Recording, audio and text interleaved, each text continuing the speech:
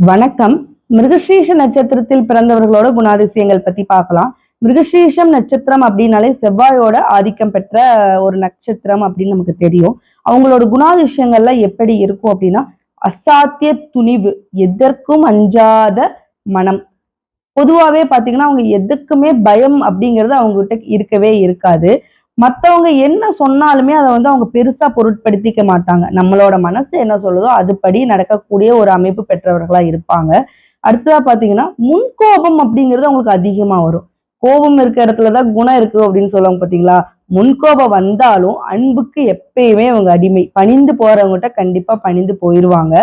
ஒரு தப்பு அப்படின்னு இப்ப ஒரு பக்கம் தப்பு நடக்குது அப்படின்னா, அத கண்டிப்பா அவங்க தட்டி கேட்கிற தைரியம் அவங்ககிட்ட இருக்கும். பார்த்துட்டு சரி என்னமோ ஆகட்டும், என்னமோ பேசிட்டு போறாங்கன்னு கண்டிப்பா அவங்க போமாட்டாங்க.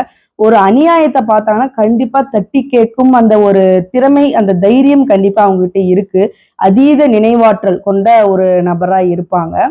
பேச்சு திறமையில ரொம்ப சிறந்து விளங்குவாங்க. யாருக்குமே பிடி குடுத்து பேசவே மாட்டாங்க. இப்ப நம்ம அவங்ககிட்ட பேசினா, அவங்க மனசுல என்ன இருக்குன்னு கூட நம்மளால கண்டுபிடிக்க முடியாது. அந்த அளவு அவங்க சா அதாவது பேச்சுல அதீத சாமர்த்தியம் கொண்டிருப்பாங்க. அவங்க மனசுல நினைக்கிறத நம்மளால கண்டுபிடிக்கவே முடியாது. அந்த அளவு ஒரு திறமை வாய்ந்தவர்களா இருப்பாங்க. மிருகசீரிஷ நட்சத்திரக்காரர்கள் நினைத்த காரியம் வெற்றி பெறுவதற்கு நரசிம்ம வழிபாடு செஞ்சா ரொம்ப ரொம்ப நல்லது. நன்றி.